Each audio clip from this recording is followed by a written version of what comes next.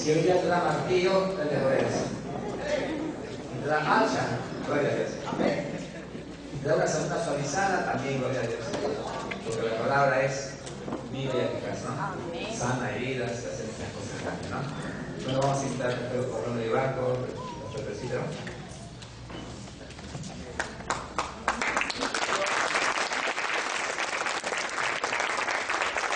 Dios les bendiga una vez más. Tomen asiento, hermanitos. Esta mañana, hermanitos, vamos a mirar la palabra. Un tema que quisiera compartir con vosotros. Mire a la tentación. La tentación. Y lógicamente tenemos que tocar el asunto de la tentación del diablo a nuestro Señor Jesucristo. La palabra nos da un poco más de luz para poder entender un poco mejor de qué se trató la tentación del diablo o Satanás a nuestro Señor Jesucristo. Pero antes vamos a mirar una serie de textos bíblicos. Mire, y el primero de ellos lo encontramos en el libro de Santiago, capítulo número 1.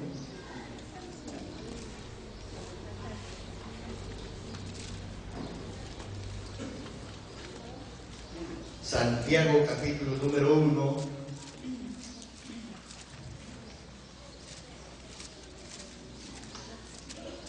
Versículos 12 al 15. Si encontró, lee. Amén. Sentadito nomás, porque si no se van a parar cada rato.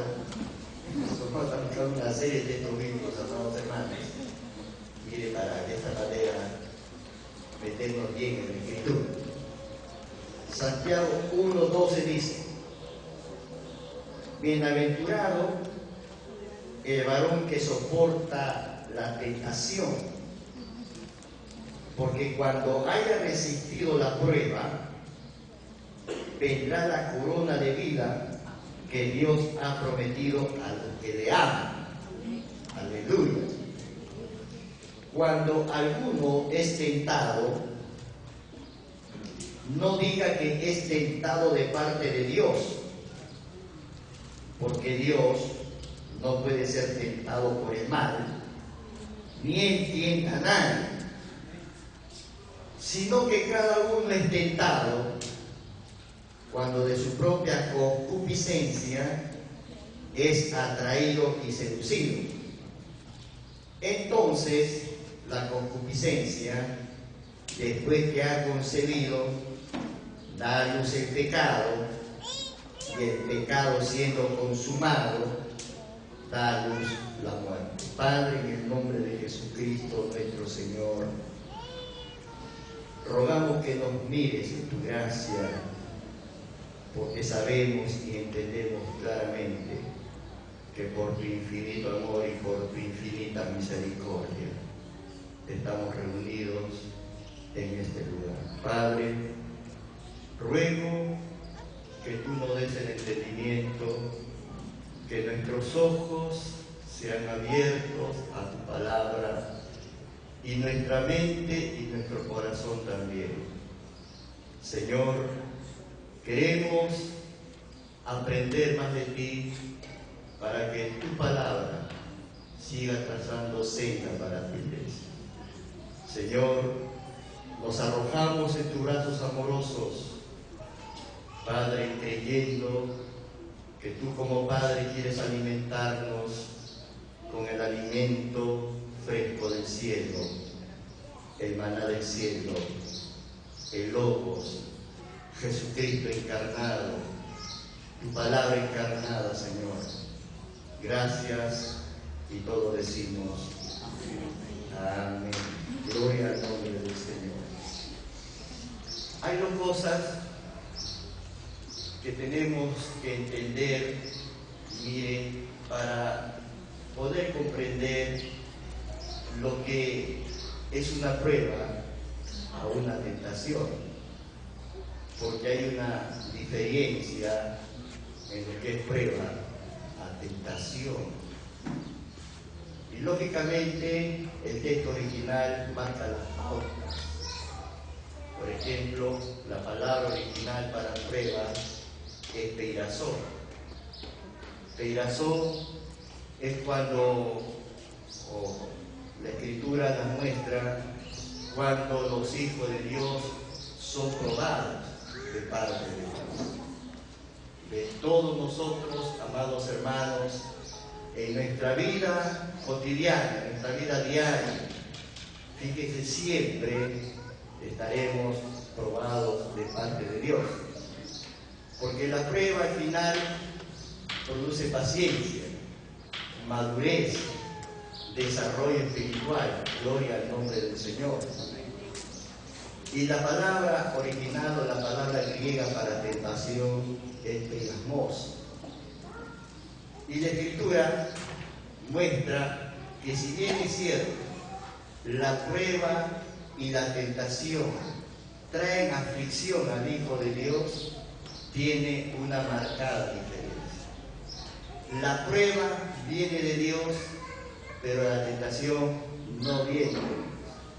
Y Santiago el apóstol, aquí, amados hermanos, mire, pone los puntos sobre las íes, diciendo de que Dios no puede ser tentado por nadie, no puede ser tentado por nadie, puede subrayar esa palabra, porque sociedades bíblicas en el Evangelio de San Mateo, San Marcos y San Lucas pone que Jesucristo fue tentado por el diablo. Ahora, volviendo a Santiago,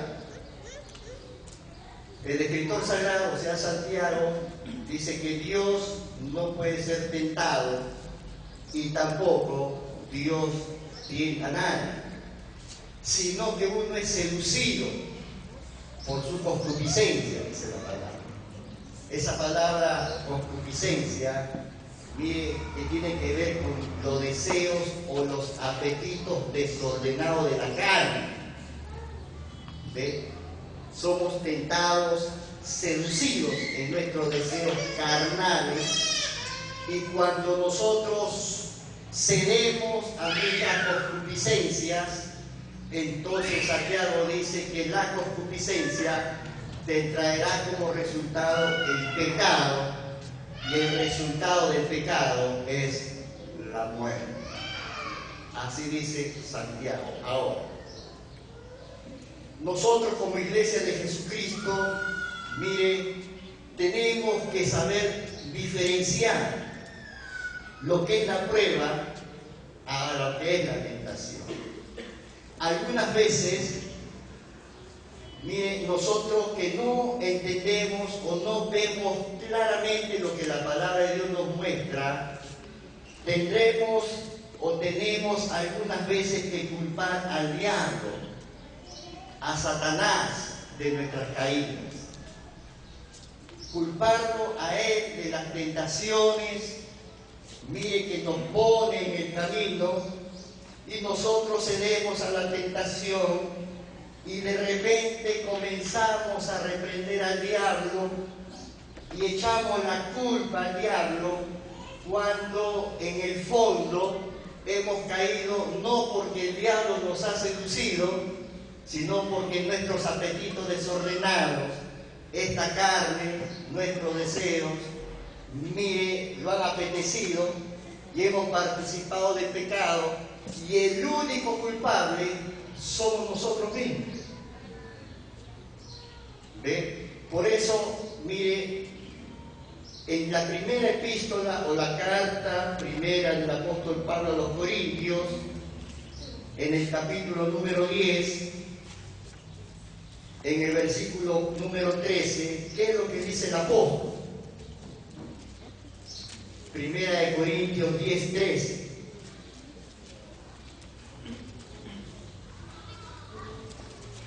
Les leo. ¿Encontró? Primera de Corintios 10, 13. No os ha sobrevenido ninguna tentación que no sea humana.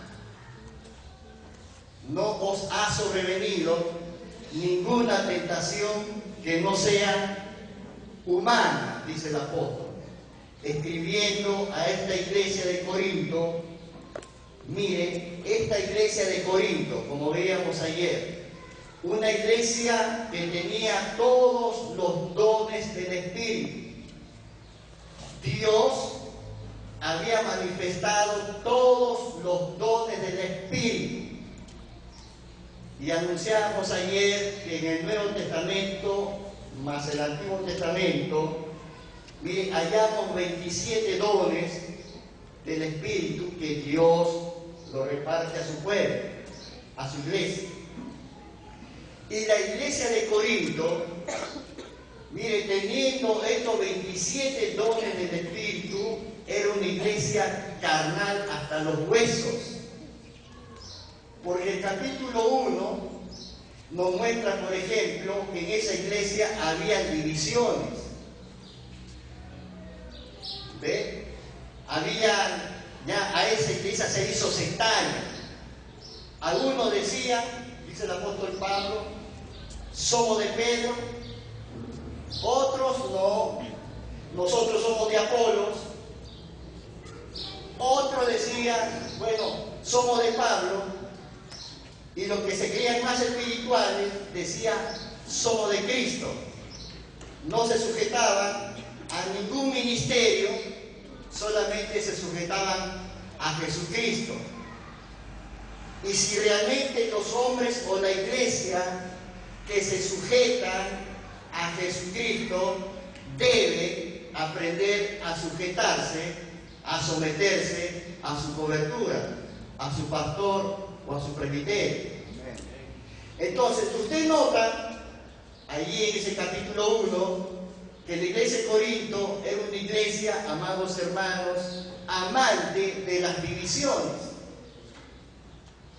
¿Ve? Pero fluían todos los dones del Espíritu Santo.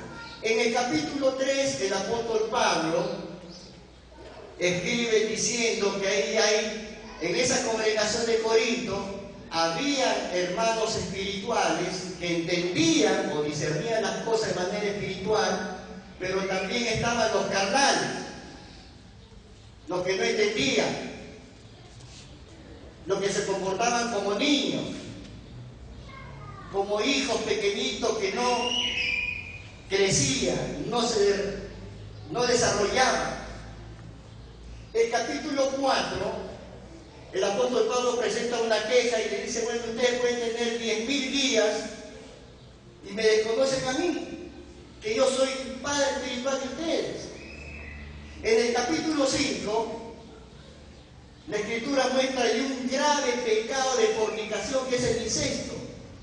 En esa iglesia congregaba un hermano que se vivía con la esposa de su padre. En el capítulo 6, los hermanos tenían problemas, tenían pleitos, y en vez de buscar a los ancianos o a los pastores de la iglesia, se iban a los tribunales. En el capítulo 7, esa congregación, mire, como no se comprendían los esposos, nos divorciamos y nos separamos. En el capítulo 8, muestra que esta congregación dedicaba los alimentos a los ídolos.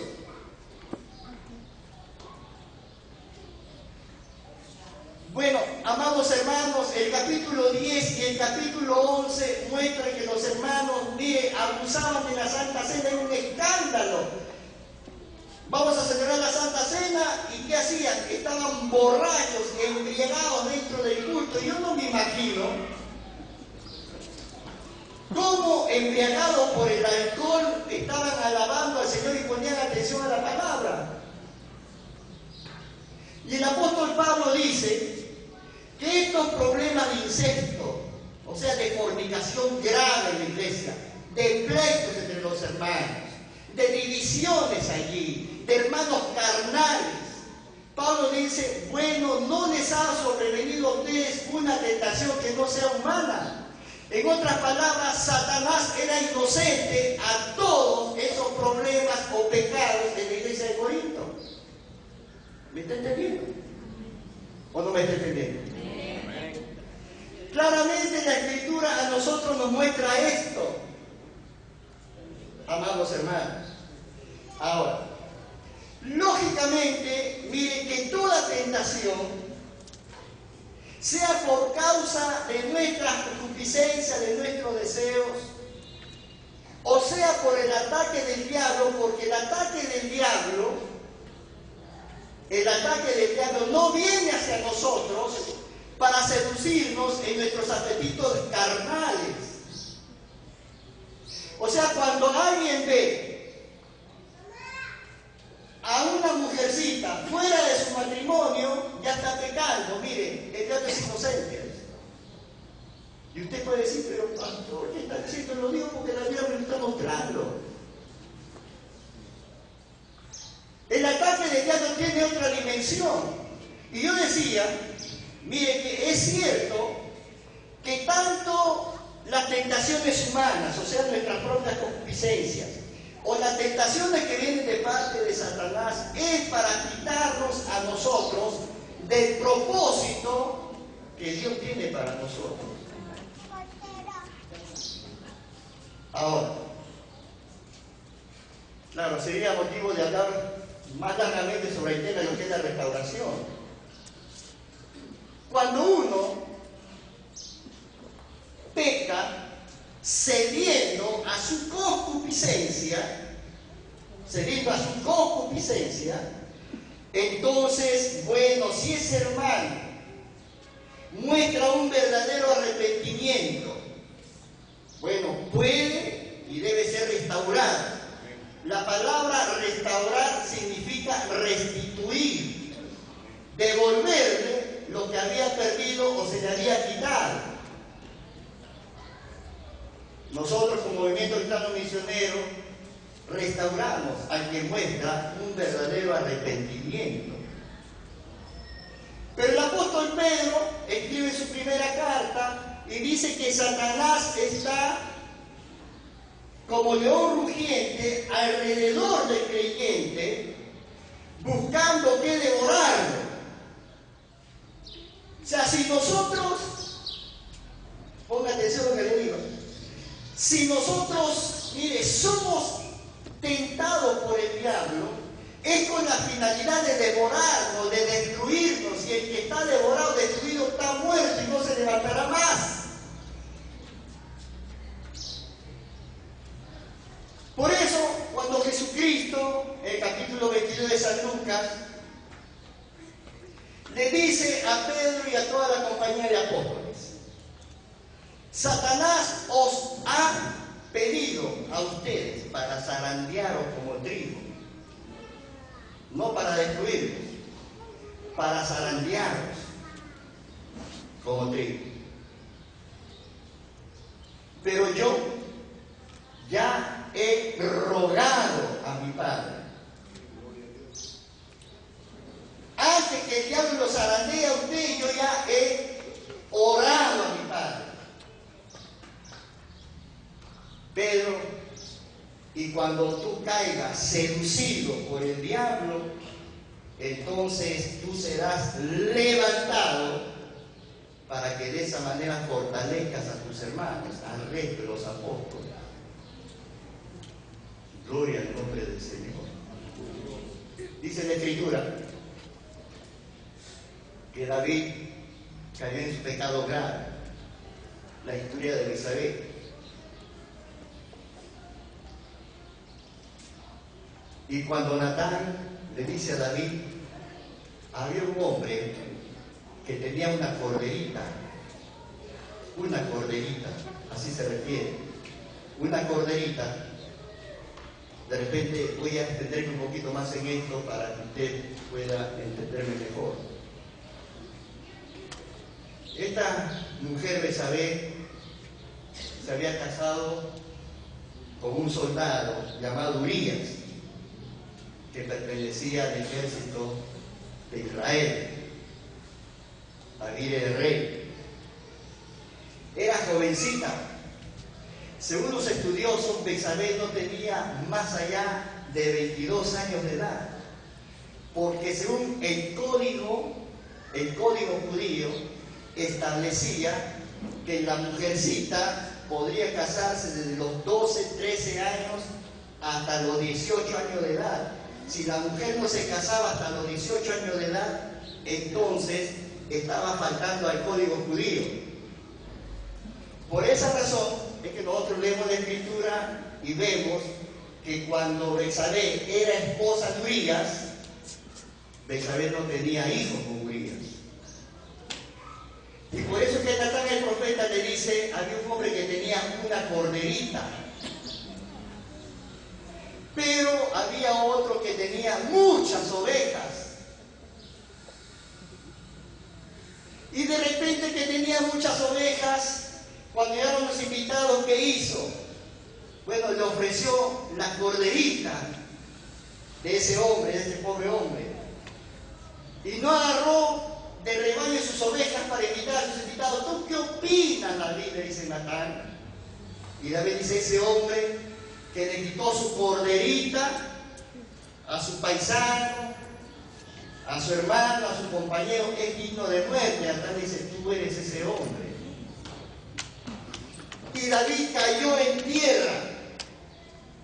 Había sido descubierto su pecado. Y David exclama y dice, dentro de esa oración que David tiene de un verdadero arrepentimiento, David dice, Padre, no me quites tu espíritu. A él no le importaba que Dios le quitara su palacio, no le importara que Dios le quitara su reino, su trono. Lo que a David le importaba es que Dios no quite la presencia de su espíritu sobre su vida. Y esto muestra un verdadero arrepentimiento. Y cuando David cae en tierra, Natán le dice, David, Dios ya ha perdonado tu pecado. Pero David, hay consecuencias a tu concupiscencia, a tu pecado, hay consecuencias. Y las consecuencias, David, serán de que Dios no quitará la espada de tu casa. Vas a sufrir con tus hijos. Tus hijos pagarán las consecuencias de tu pecado. Y las palabras del Señor muestran la historia, cómo entre hermanos se mataban. Uno de los hijos de David violó a su propia hermana, Tamar. Hermanos, cuando un hombre es seducido por la tentación de su carne, lógicamente sí o sí tiene que pasar un tiempo de disciplina, pero una vez que el ente supervisor, mire, ve que hay un verdadero arrepentimiento, entonces se le restaura y se le restituye, se le devuelve lo que ha perdido. Pero cuando el diablo te seduce, entonces él está buscando que destruirte. Esa es la diferencia en una tentación del diablo frente a una tentación de tu concupiscencia. Dios, ayúdanos en tu misericordia. Por eso, hermanos, nosotros cada día, mire, yo tengo por costumbre cada día, cada mañana en mis oraciones a solas con Dios, cubrirme con bajo el poder de la sangre de Jesucristo. Porque si la sangre de los corderos, ¿recuerdan la historia en el libro de Éxodo capítulo 12? Si la sangre de los corderos, con que Israel pintó los marcos de la puerta de su casa, evitó que el ángel de la muerte no entrara para matar a los primogénitos, y las puertas que no tenían esa mancha de la sangre de los corderos allí, entonces el ángel entraba, el ángel de la muerte, y mataba a los primogénitos. Matar, o sea que el que está muerto no resucita. Y si la sangre de los corderos de ese tiempo tuvo poder para proteger del ángel de la muerte de los primogénitos de Israel, ¿cuánto más poder tiene la sangre preciosa de Jesucristo, el Cordero de Dios? Aleluya, para protegernos. Gloria al nombre del Señor. Ahora,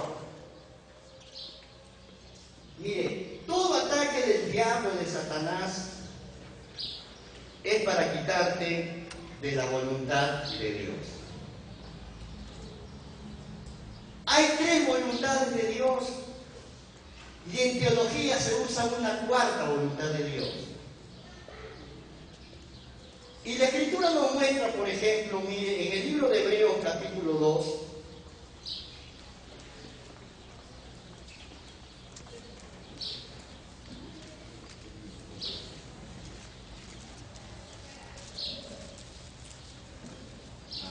versículo 3 y 4, Hebreos capítulo 2, versículo 3 y 4 dice: ¿cómo escaparemos nosotros si descuidamos una salvación tan grande, la cual, habiendo sido anunciada primeramente por el Señor, no fue confirmada por los que oyeron, testificando Dios juntamente con ellos, con señales y prodigios y diversos milagros y repartimiento del Espíritu Santo según su voluntad? Ténesis es la palabra original para voluntad aquí. La voluntad de Dios, cuando usted lee el Nuevo Testamento y lee ahí, bueno, esta es la voluntad de Dios, el texto original muestra ahí ténesis. Lo que estamos observando aquí es que, mire, los milagros que nosotros vemos en esta tierra, los prodigios, las señales que Dios hace a través de sus ministros, a través de los siervos, o de repente se está ministrando la alabanza y un paralítico se levanta o un ciego sale viendo, y nosotros glorificamos a Dios, lo alabamos, pero esto es solamente la voluntad de Dios. Pero en la Escritura, en 1 de Timoteo, capítulo 2, busco un ratito.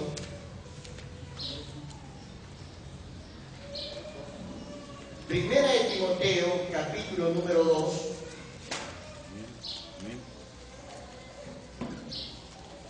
Versículo 3 y 4.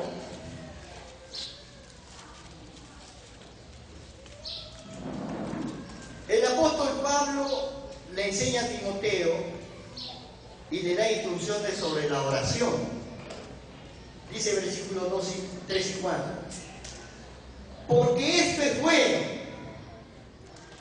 y agradable delante de Dios nuestro Salvador, el cual quiere que todos los hombres sean salvos y vengan al conocimiento de la verdad. Entonces, hay una voluntad superior a los milagros, a las señales, a los prodigios, y usted lo va a ver cuando veamos la tentación o los ataques de a Jesucristo. Hay una voluntad superior, mire, a que los paralíticos salgan corriendo y los ciegos salgan viendo. Esto, lógicamente, edifica la iglesia y necesitamos esto en nuestra congregación. Necesitamos que Dios se manifieste con su gloria, con su poder. Necesitamos que Dios, a través de sus ministros, amados hermanos, nos haga ver milagros. Necesitamos, porque queremos ser edificados, quisiéramos que la gente se sienta tocada de que hay un Dios que realmente es real y todopoderoso. ¡Aleluya! Pero hay una voluntad superior a esta. ¿Cuál es la voluntad superior a esta? Es que la iglesia tiene que estar orando para que todos lleguen al conocimiento de la salvación en Cristo. Amén. ¡Aleluya! Amén. Dios quiere que todos se salven. Lógicamente, esos todos se salven, hay que ponerlo también entre comillas, porque la Biblia a nosotros nos muestra que hay los que son escogidos para salvación y hay los que son escogidos para perdición. El apóstol Pablo en Efesios, el apóstol Pedro en su primera carta hablan de los elegidos para salvación y los elegidos para perdición. Así que esto nos da una luz a nosotros de que todos los seres en este mundo, todos no son escogidos para salvación y vida eterna. Mire, busco un ratito el libro de Judas. Leamos Judas, que está en el Apocalipsis.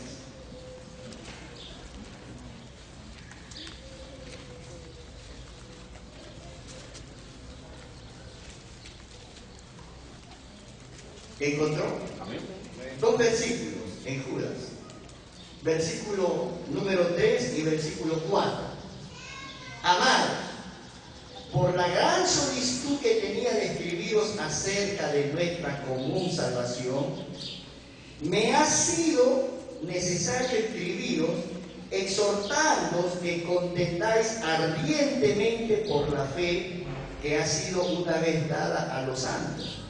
Porque algunos hombres han entrado encubiertamente lo que desde antes habían sido destinados para esta condenación. O sea que antes de la fundación del mundo hay una elección de parte de Dios para los que se van a salvar, y también hay otros antes de la fundación del mundo que están destinados para condenación. Por eso en el libro de Romanos, vamos a ver Romanos, quisiéramos mirar la Biblia, hermanitos, porque si no miramos el texto, no es bueno explicar. Mire, simplemente por lo que nosotros algo podríamos saber, sino mejor es mirando el texto. Romanos capítulo 9, versículo número 10. ¿Encontró? Y no solo esto, dice el apóstol, sino también cuando Rebeca concibió de uno, de Isaac nuestro padre, pues no habían aún nacido, ni habían hecho aún ni bien ni mal. O sea, claro, estaban los fetos dentro del vientre de Rebeca y no habían hecho ni bien ni mal. No sabían qué era lo bueno, ni tampoco sabían qué era lo malo. Eran fetos, pues eran bebitos dentro del vientre, no habían nacido todavía. ¿Ve? Sigo leyendo. Para que el propósito de Dios, conforme a la elección, permaneciese, no por las obras, sino porque el que llama. Se le dijo, el mayor servirá al menor, como está escrito, a Jacob amé, mas a Esaú aborrecí. ¿Qué pues diremos? ¿Que hay injusticia en Dios? En ninguna manera. Pues a Moisés dice, tendré misericordia del que yo tenga misericordia, y me compadeceré del que yo me compadezca. Así que no depende del que quiere ni del que corre, sino de Dios que tiene misericordia. Aleluya. ¿Usted está aquí? Amén. Porque usted está destinado para la salvación y vida eterna. Y eso no ha dependido de que usted ha querido, mire, salvarse y tener la vida eterna. Eso ha dependido desde que antes de la fundación del mundo, Dios a usted lo había escogido. Por eso, cuando Dios, en el capítulo 1 del libro de Jeremías, en el versículo número 5, Dios le dice a Jeremías, antes que te formase en el vientre de tu madre, yo te escogí. Y antes que tú nacieses, yo te santifiqué y te di como profeta de las naciones, antes que Jeremías nazca. Y cuando Jeremías fue niño y muchacho, adolescente, hombre, no sé si habrá caído, si habrá resbalado, si habrá pecado, no sé, la escritura no me lo muestra, pero Dios ya lo había santificado antes que nazca para que sea profeta de las naciones. Qué interesante, ¿no? Qué lindo que es esto, hermano. Ahora bien, pero hay una voluntad que es superior a la buena y agradable voluntad de Dios. Romanos capítulo 12.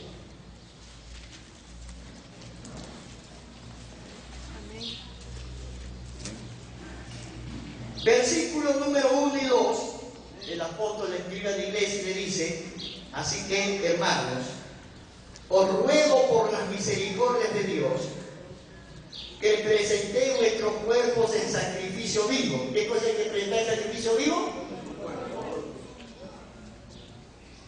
Santo.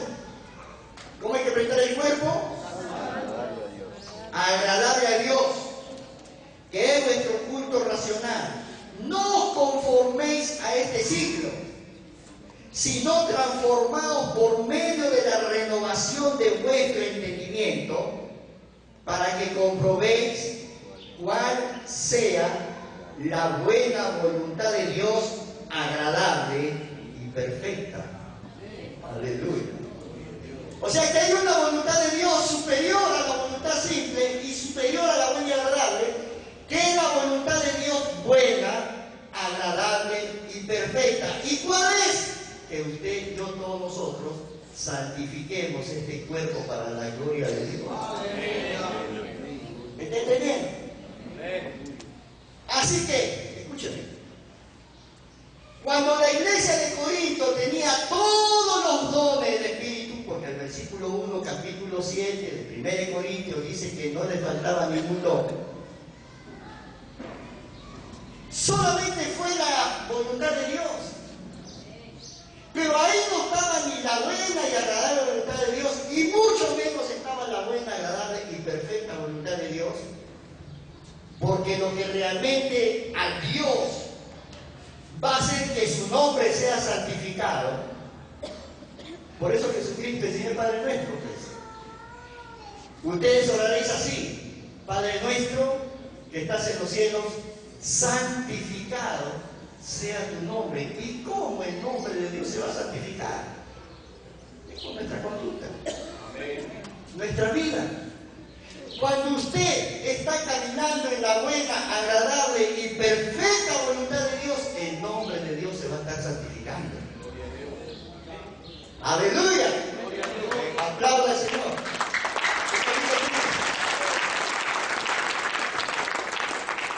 ¿De quién se está olvidando? No, ¿de quién es? ¿Dale? Del pastor de Pedregal. No me va a contagiar la hija. Pastor Roger es de Roger. Pastor Roger. Ahí me va a contagiar. Todo está lleno de hija. Bueno, hermanitos, ahora miren. Jesucristo, ¿en qué voluntad de Dios caminó?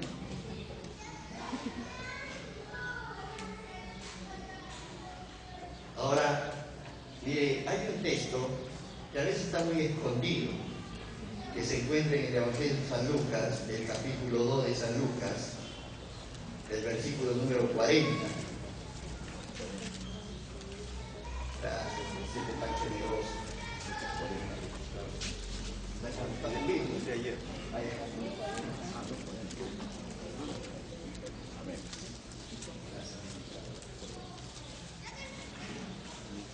San Lucas capítulo 2, el versículo número 40. ¿Encontró? Amén. Miren cómo era la vida de Jesucristo cuando era niño. O sea, esa palabra niño está hablando de un pequeñín, ¿no? Miren, antes de ser adolescente. Porque la adolescencia se cuenta desde los 12 hasta los 18 años de edad. Entonces Jesús, cuando era niño, antes de que cumpla 12 años, ¿se acuerda usted cuando tenía 12 años?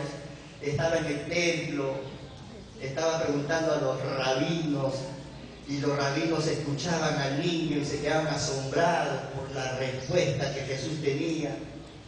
Miren, este versículo 40 del capítulo 2 dice: y el niño crecía y se fortalecía.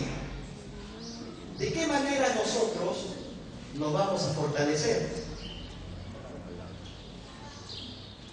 En Mateo capítulo 46, versículo 41, Jesucristo le dice a Pedro, Jacobo y Juan: velad y orad para que no entréis en tentación. La carne está débil, mas el espíritu está presto. Entonces, mire, este texto a usted a mí nos muestra de que Jesucristo de niño, Él está orando para fortalecerse. O sea que Jesús el Señor entendía que era pequeñito, que era necesario desde niño fortalecerse, porque sabía que más tarde muchas tentaciones lo iban a rodear. Y cuando Jesús oraba y se fortalecía, dice versículo 40, se llenaba de sabiduría. Oraba, se fortalecía, se llenaba de sabiduría y a consecuencia de esto, la gracia de Dios era sobre él. Aleluya. Gloria a Dios. Qué lindo, ¿no? Ahora, si nosotros, miren, no oramos,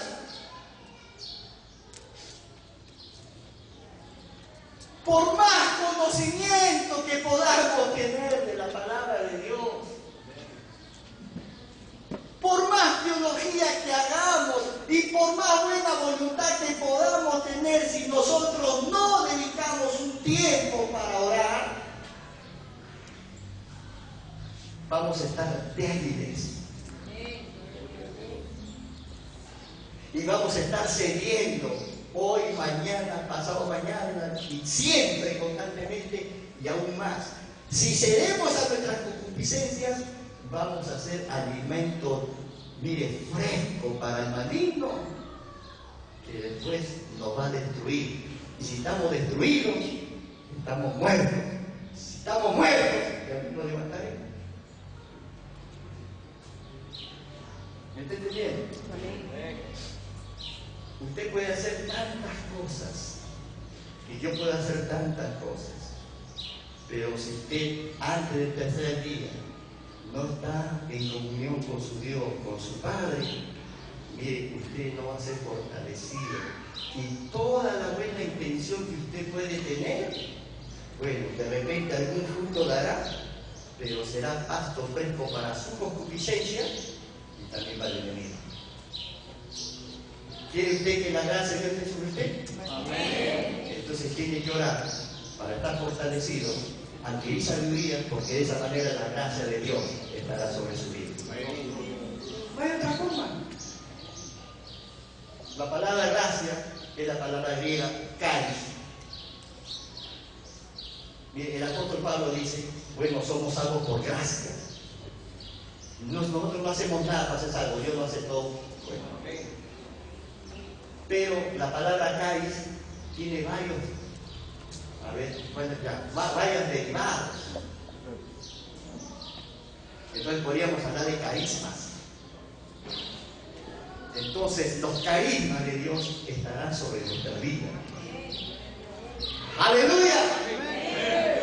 ¡Gloria a Dios! Por su gracia somos salvos, pero por nuestra oración, nuestra comunión, nuestro desarrollo de la sabiduría, los carismas, los dones, los regalos estarán sobre nuestra vida. Mateo capítulo 4.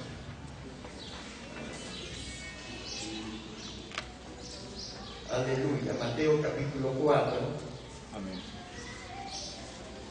Sociedad Bíblica San Fuente, el título Tentación de Jesús.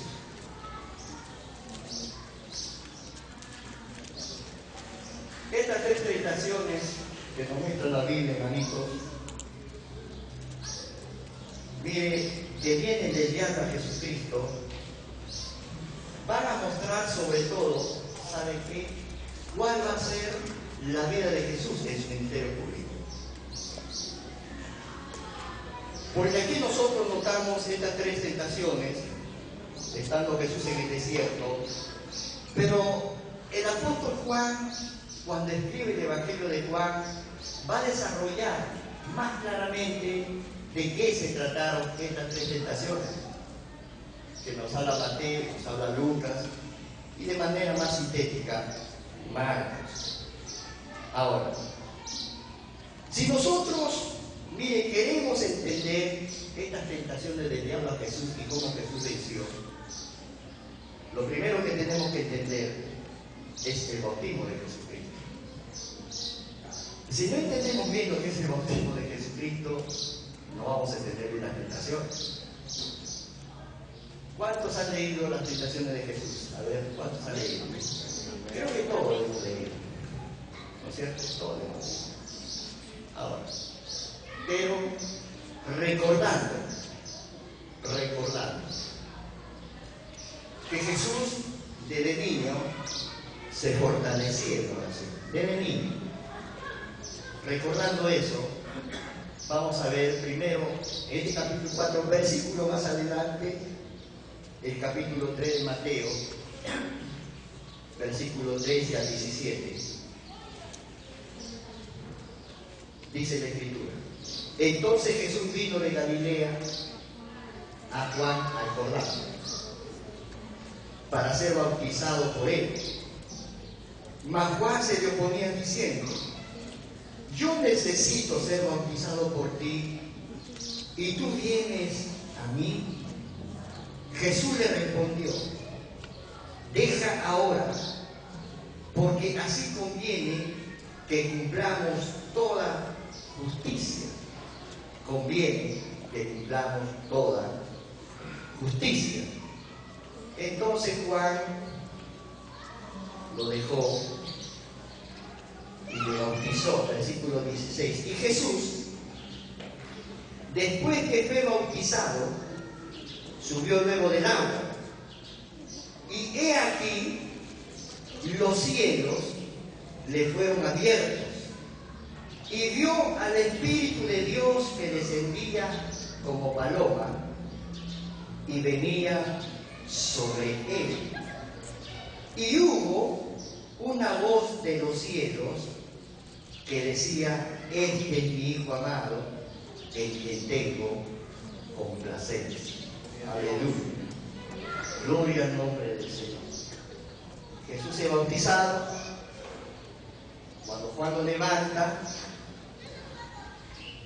de repente Juan ve que el Espíritu Santo desciende como en forma de paloma sobre la persona bendita del Señor Jesucristo, y de los cielos se escucha una voz que dice: este es mi Hijo amado, en quien tengo complacencia. En teología esto se conoce como enmendra. Los apóstoles y los rabinos conocían tres presencias de Dios: la Yecará, la Chiquiná y el Mendra. ¿Qué es el Mendra? El Mendra es cuando Dios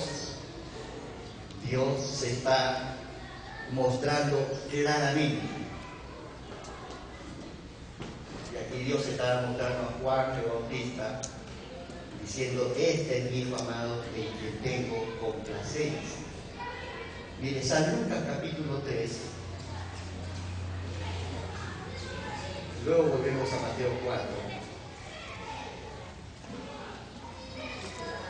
Mateo y Lucas ponen la genealogía de Jesucristo. Y San Lucas, capítulo 3, del versículo 21 y 22, habla del bautismo de Jesús. Y del 23 al 38 habla la genealogía de Jesús. Y el versículo 38 dice: hijo de Enos, hijo de Set, hijo de Adán, hijo de Dios. O sea que Adán fue hijo de Dios. Qué tremendo. Porque todo el Antiguo Testamento habla que Israel fue el pueblo escogido de Dios. No para salvación. Israel fue el pueblo escogido de Dios para ser bendecido por Dios en la tierra. Por el pacto, por la promesa de Dios a Abraham, a Isaac y a Jacob. Pero es interesante ver que San Lucas pone y escribe diciendo que Adán, hijo de Dios. Y Adán, que fue creado por Dios y Dios lo asumió como su hijo, a quien Dios le revistió de su presencia gloriosa, a quien Dios le dio, amados hermanos, para que administrase todos los bienes de la tierra, porque Adán fue puesto para que tenga supremacía sobre toda la creación de Dios. Pero conocemos la historia. Adán no cumplió. Adán desobedeció. Adán no fue el hijo que a Dios le daba complacencia. Pero Jesucristo fue el hijo en que Dios el Padre sí tenía complacencia. Gloria a Dios. Una pregunta. ¿Dios se está complaciendo de nosotros? ¿Somos hijos de Dios?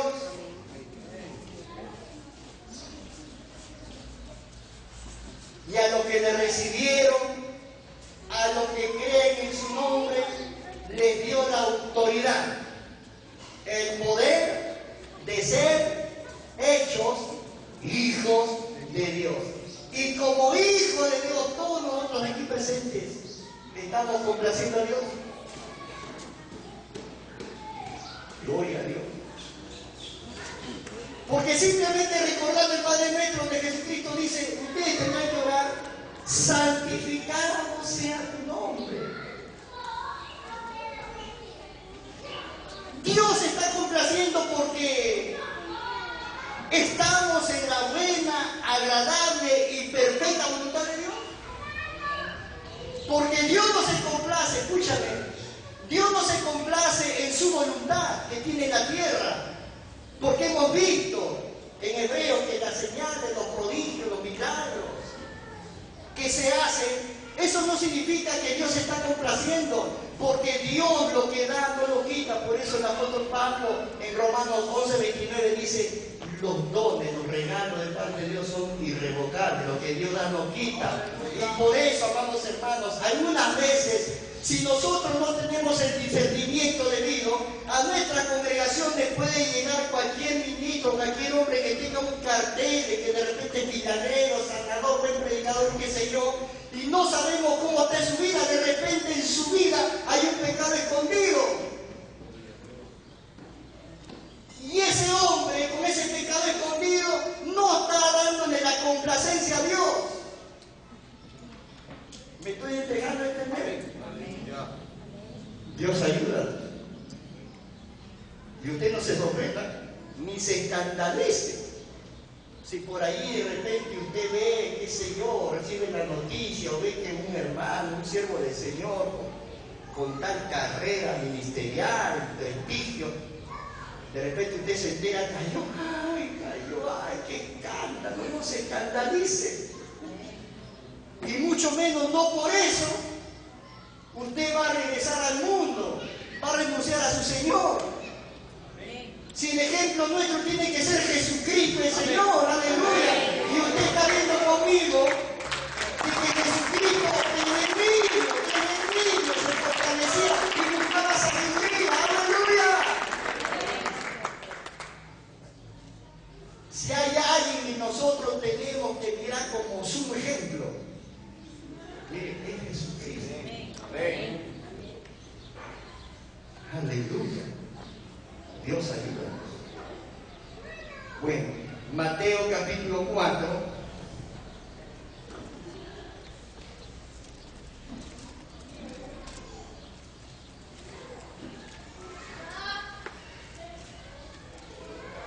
Luego que Jesucristo fue bautizado,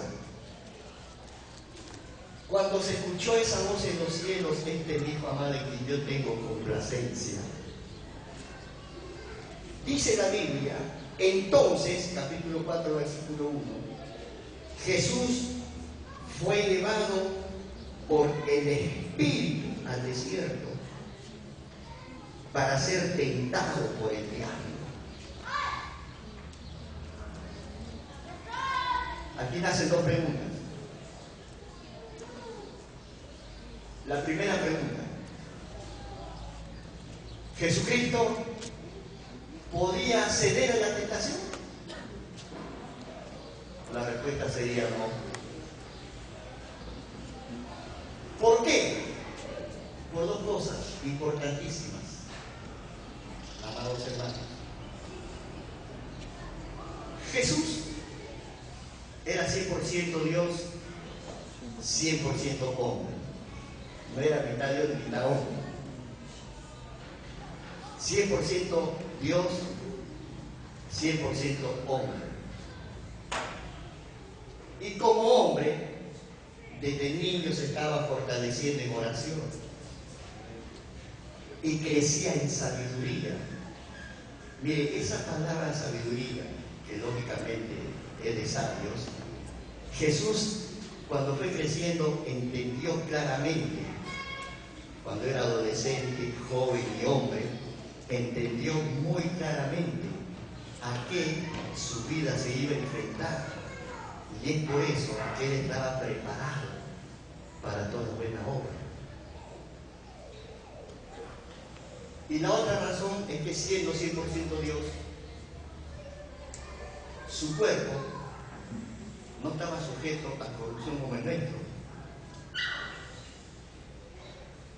Por eso la Escritura dice, cuando Jesucristo murió, estuvo 3 días en la tumba y su cuerpo no vio corrupción. Nosotros morimos a las 36 horas, ya estamos despidiendo hedor. Al tercer día, el cuerpo está gusanado. Recuerda, Marta, Señor, mi hermano tiene 4 días que murió. Está podrido, apesta. Pero la composición de Jesucristo no era como la nuestra. Y eso hay que entenderlo bien. Por ejemplo, mire un ratito, después volvemos ahí, voy a marcar aquí para volver a... En el libro de Hebreos, el capítulo 4 de Hebreos, en el versículo número 5,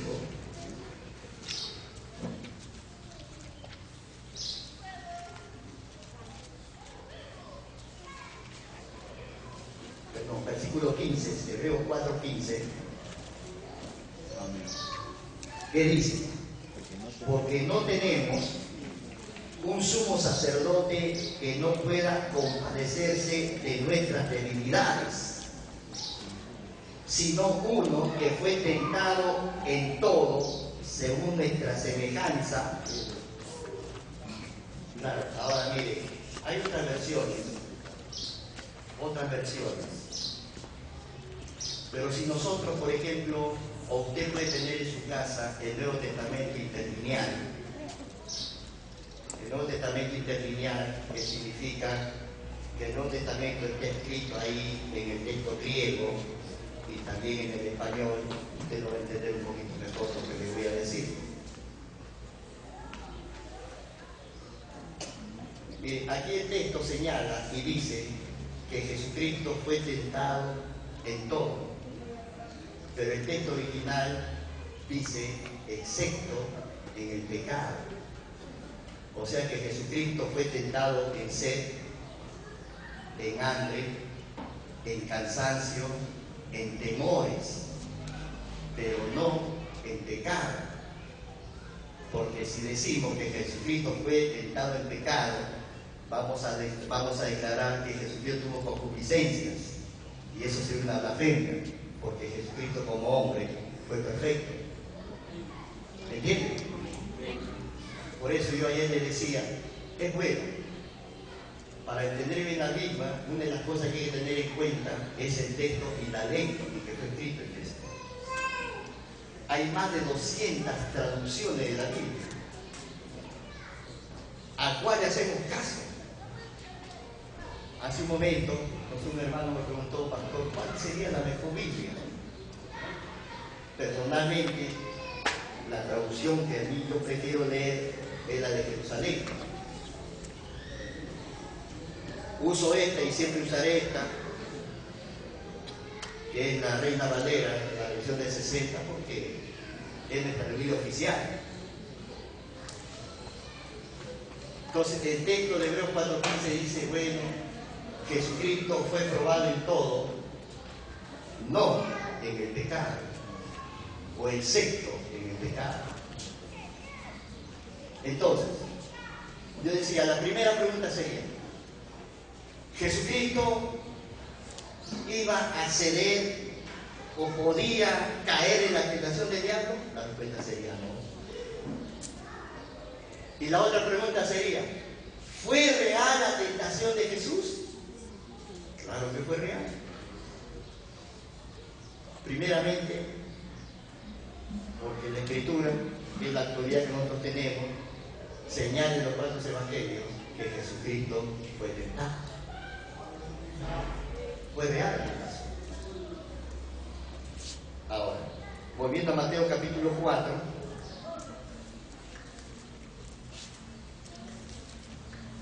dice la Escritura, entonces Jesús fue llevado por el Espíritu al desierto para ser tentado por el diablo.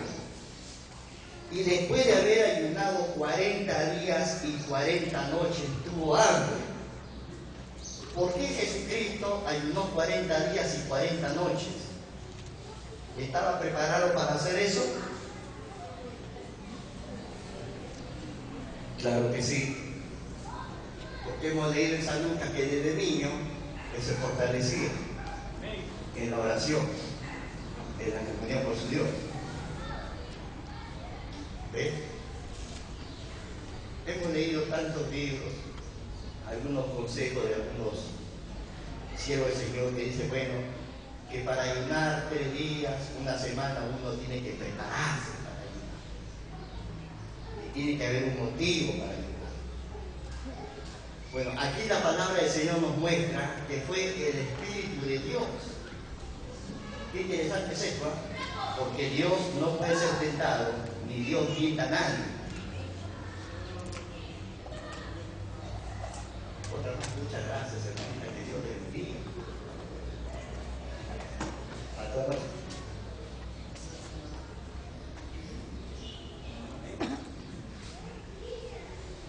Entonces, la palabra correcta sería, Jesús fue llevado al desierto para ser probado por el diablo.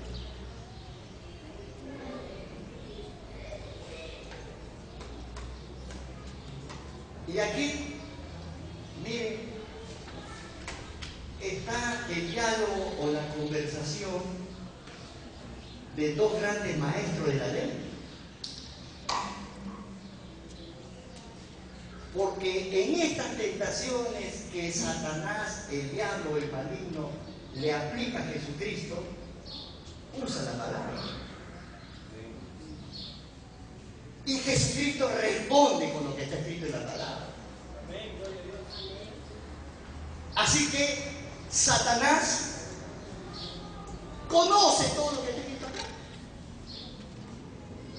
Él lo sabe. Aún más, al Señor Jesús, al enemigo, al maligno, mire, a él poco le importa que nosotros usemos la Biblia para cambiar de aquí y para allá. Al enemigo poco le interesa que nosotros conozcamos lo que dice la palabra de Dios.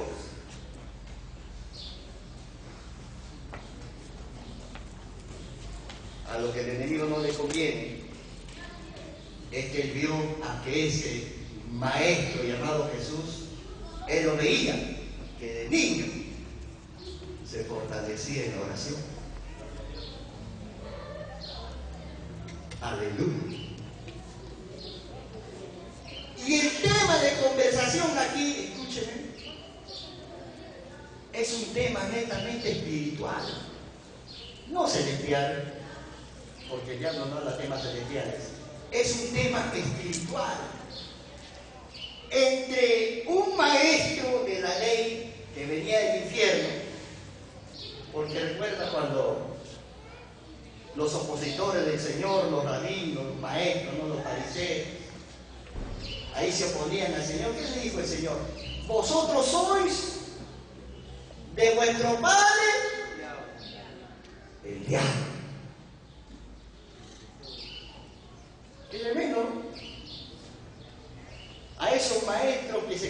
conocían la Biblia, la ley, mire, de atrás para adelante, derecha, izquierda, Jesucristo le dice, vosotros sois de vuestro padre el diablo.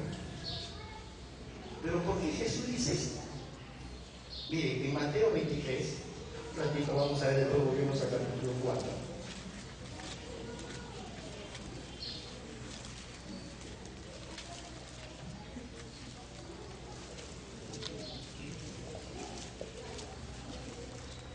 ¿Qué dice Mateo 23?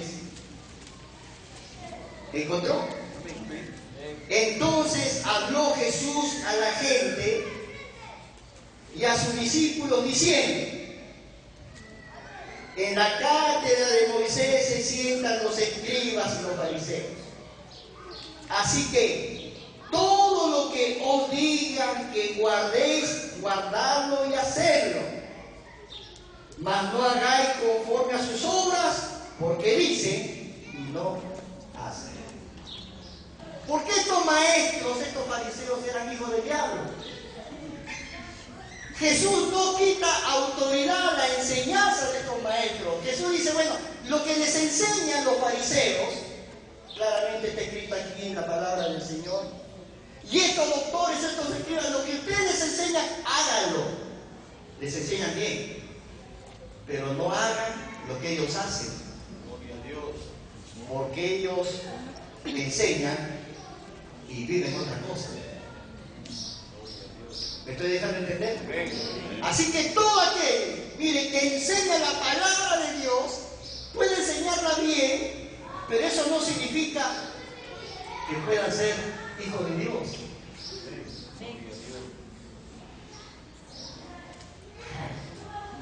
Tremendo, ¿no?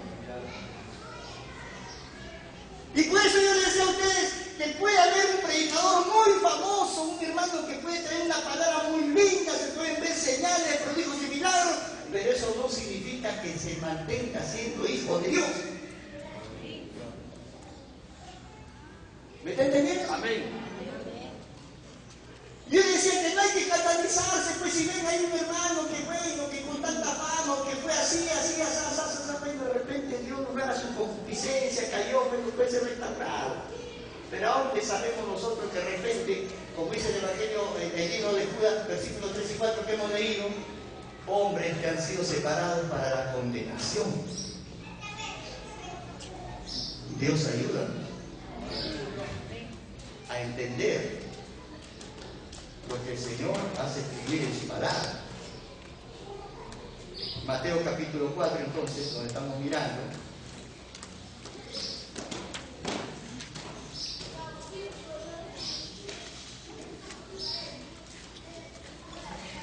Y después, versículo 2, y después de haber ayunado 40 días y 40 noches, tuvo hambre.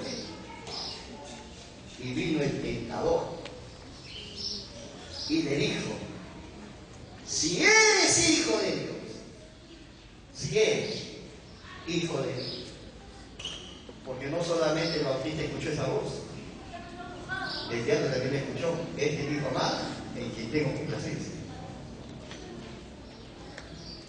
Y el diablo, escúchame, también escucha toda palabra que tú recibes a través de alguien que te está ministrando.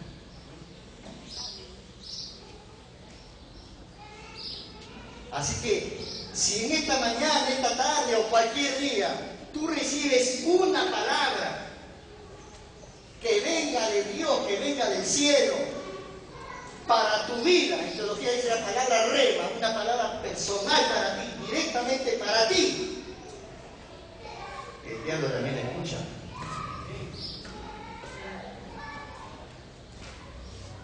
Por eso Jesús dice, el trigo crece juntamente con la cizaña.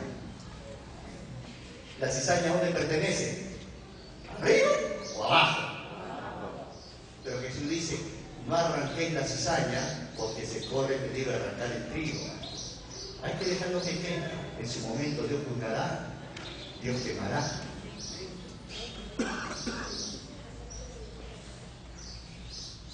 La única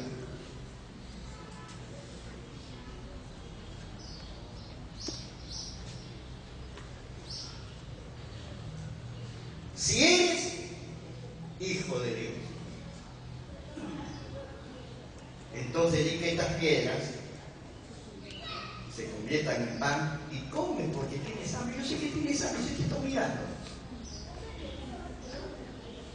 Yo te estoy mirando.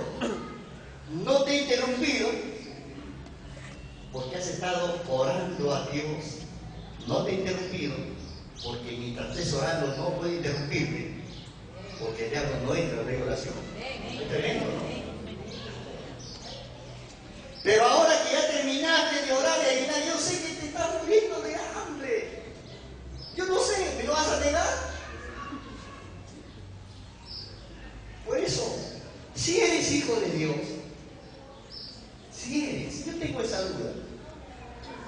Yo escuché la voz, pero tengo esa duda. Quiero saber si eres hijo de Dios, entonces haz que estas piedras se conviertan en pan. Tú puedes hacerlo, pues, y cómete acá. O estas piedras hagan porque sean una milanesa, como no voy a repetir, con papas fritas. Y la respuesta del Señor fue: escrito está, no solo de pan vivirá el hombre, sino de toda palabra que sale de la boca de Dios. Aleluya. Ahora mire, el Evangelio de San Juan, capítulo 6, vamos a ver un ratito. 2 versículos, después volvemos aquí, voy a marcar aquí.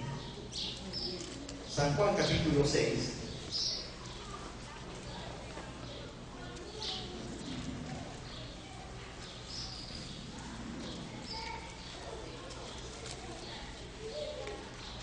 ¿Encontró?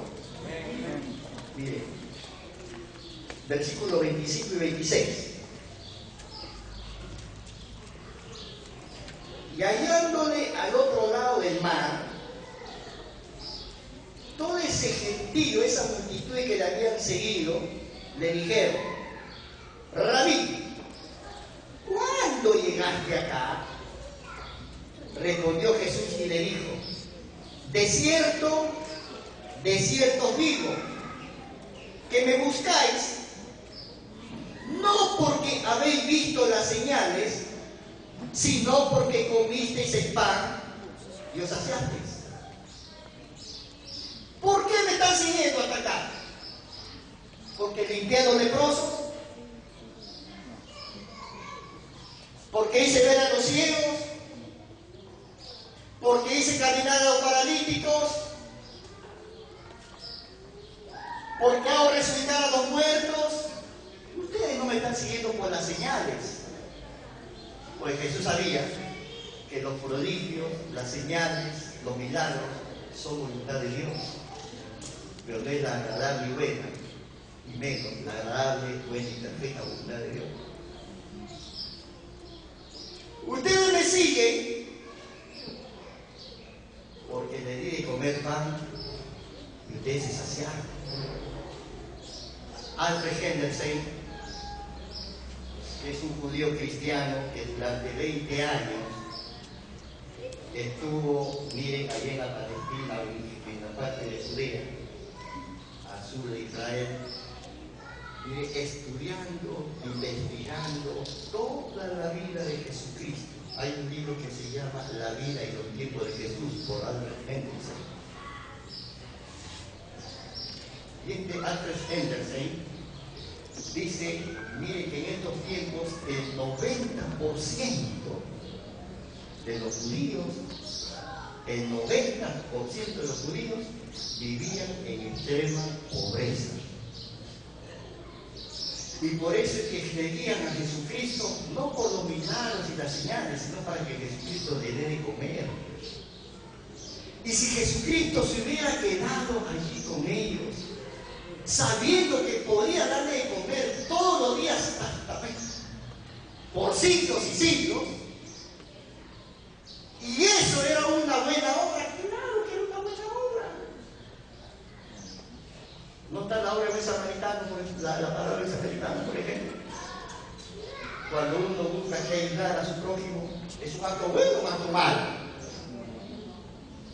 ¿Qué hacen los filántropos?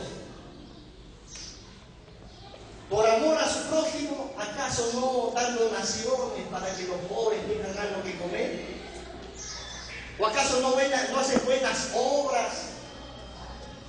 ¿Ah? filántropo, parada filo, ¿no es cierto? Viene de amor, antropo viene de hombres con amor. Si Jesús estuviera ahí diciendo, bueno, sí le voy a dar de comer todos los días, está bien, aquí le daré, pues para que usted pues, sé que aquí la situación es mala, que el imperio es así, el imperio romano va a terminar todavía cerca de los años 400 y tanto, así que no, aquí vamos aquí le doy de comer a todos ustedes. Hubiera hecho una obra muy buena, pero esto me hubiera quitado de la voluntad de Dios. Y las tentaciones del diablo para Jesús como para cada uno de nosotros es quitarnos de la voluntad de Dios. Y hay cosas que nosotros podemos o estamos haciendo que nos parecen buenas, pero en el fondo nos está quitando, nos está desviando de la voluntad de Dios. ¿Me está entendiendo? Así que nosotros, ¿qué tenemos que hacer? Tenemos que estar buscando, mire, con intensidad, Dios. ¿Cuál es tu voluntad para mi vida?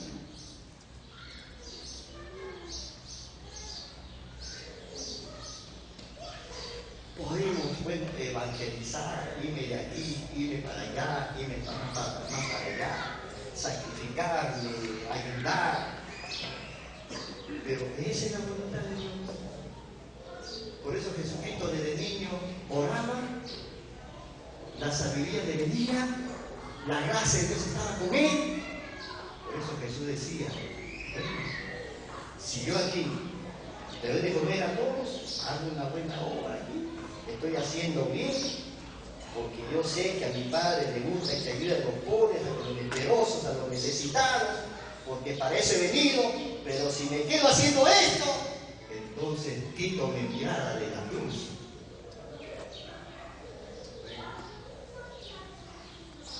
¿Por qué Jesús le respondía con la palabra de Dios? Y mire, y no se entretuvo o no se quedó dándole de comer a esa gente hambrienta. Mire lo que dice el versículo siguiente, el versículo número 27 de San Juan capítulo 6. Trabajad no por la comida que perece, sino por la comida que a vida eterna permanece, la cual el Hijo del Hombre os dará, porque a este señaló Dios el Padre. Aleluya. ¿Cuál es la palabra que a vida eterna permanece? Su palabra, el Logos, esta palabra escrita.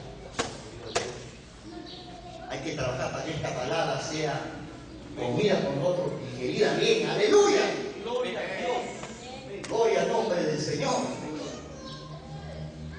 Bendito sea el nombre de Jesús. Miren, hermanito, volviendo al Evangelio de San Mateo capítulo 4.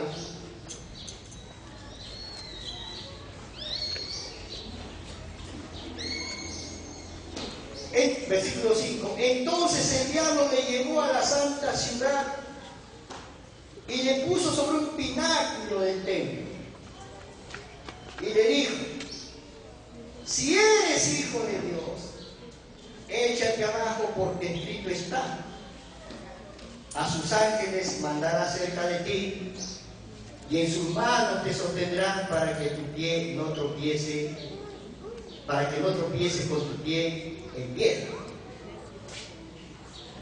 Claro. ¿De qué nos habla esto? Miren, el templo, allá en Jerusalén, todos los días estaba lleno de gente. Todos los días se ofrecían sacrificios, todos los días. Así que es preciso, Jesucristo, que tú subas, y si eres hijo de Dios, mira, aviéntate. Demuestra a toda esta gente que tú eres el Hijo de Dios, que tú eres el Mesías prometido, porque esta gente verá que los ángeles descenderán y te sostendrán para que no te destroces cayendo al piso. En el Evangelio según San Juan capítulo 7, miremos un ratito, por favor.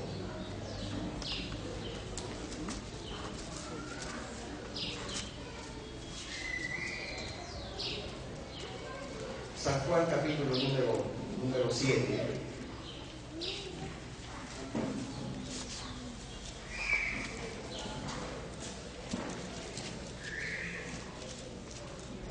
dice el versículo 1 en adelante. Después de estas cosas, andaba Jesús en Galilea, pues no quería andar en Judea, porque los judíos procuraban matarlo.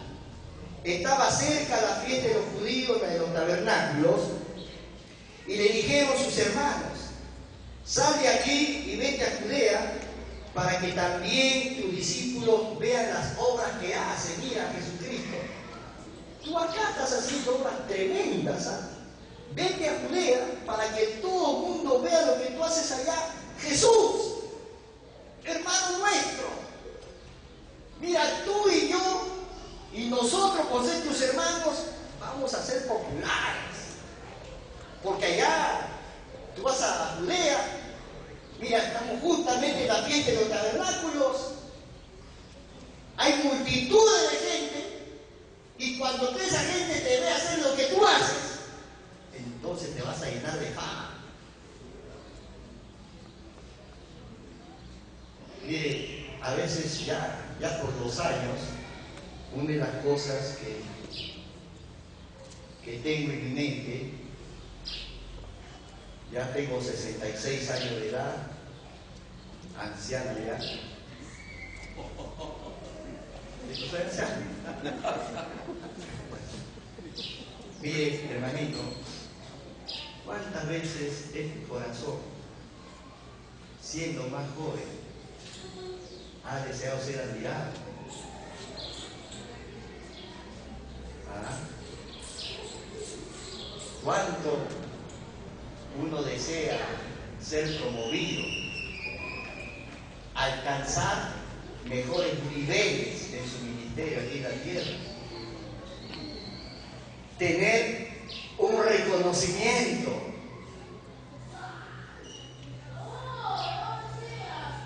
El apóstol Pablo, mire, escribe en Filipenses capítulo 2.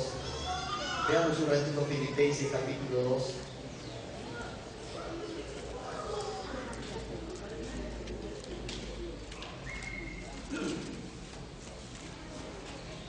Versículo 5 en adelante, el apóstol Pablo dice: haya pues en vosotros este sentir que hubo también en Cristo Jesús, el cual, siendo en forma de Dios, no estimó el ser igual a Dios como cosa que aferrarse, sino que se despojó a sí mismo, tomando forma de siervo, hecho semejante a los hombres, y estando en la condición de hombre, se humilló a sí mismo, haciéndose obediente hasta la muerte, y muerte de cruz. Obediente. La obediencia va de la mano a la humildad. Y cuando sus hermanos dicen: pero anda, Judea, muéstrate ahí, mira. Y Jesús dice: no. Versículo más adelante dice que después se subió encubiertamente a la fiesta de los tabernáculos, porque no quería ser famoso en la tierra. Ahora, el apóstol Pablo dice que Jesucristo, siendo igual a Dios, no tuvo cosas que aferrarse a ser igual a Dios, sino que renunciarlo. Y él vino a la tierra despojándose. Esta palabra, miren, en teología, kenosis.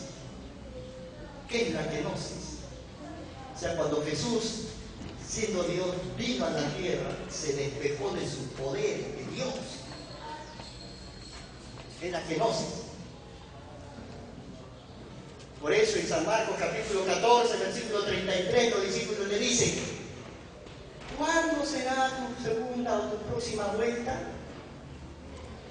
Nadie lo sabe, ni los ángeles, ni yo, que soy hijo del hombre, no sé cuándo volveré. Porque habían atributos que había perdido, porque se despojó ser como Dios, para hacerse hombre, para humillarse y ser obediente hasta la muerte, y muerte en la cruz. Aleluya. Hermanos, miren lo que proclama Isaías en el capítulo 66 de su libro. Isaías capítulo número 66,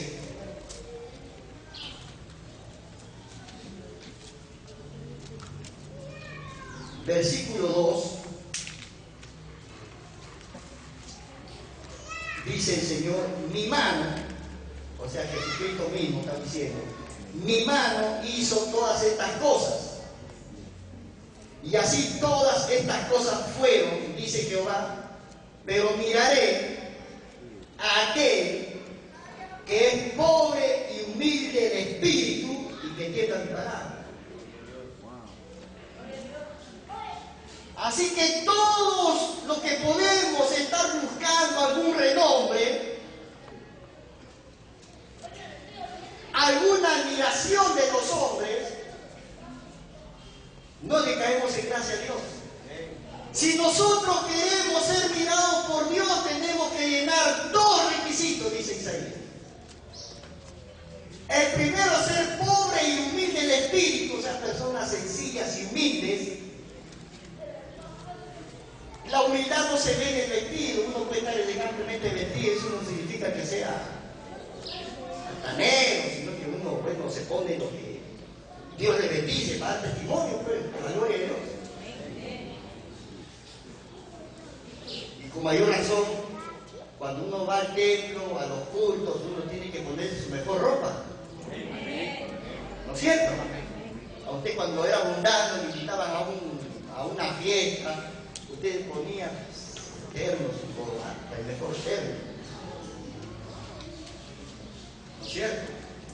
Con mayor razón, si usted va a ir a la casa de Dios, a encontrarse con su Dios.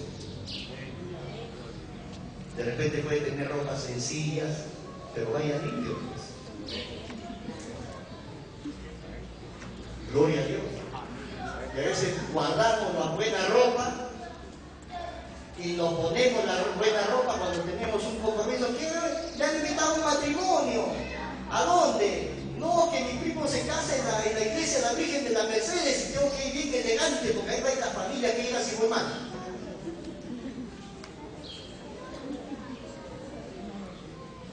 Hermanos, la humildad se ve realmente en la forma de actuar.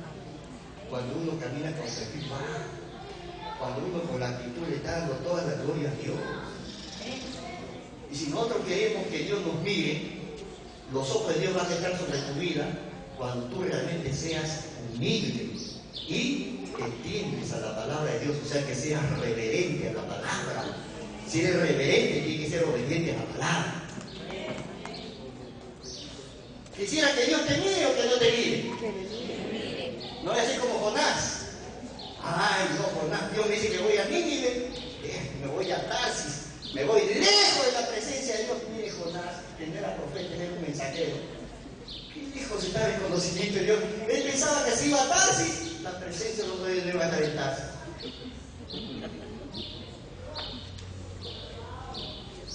Recuerdo hace años atrás cuando venía la convención de Mar del Plata, mire, quería, más rápido y mejores carreteras, había entrado con Chile. Entonces bajé de ahí de Mendoza, pasé a Santiago y compré mi pasaje para venir a Arica. Era más o menos como las 3 de la tarde, hora chilena, y el ómnibus salía a las 10 de la noche. Y yo digo al que compré el pasaje, le digo, y acá hay un sitio donde puedo pasear, conocer, porque mire, ¿cuántas horas faltan para salir a Arica?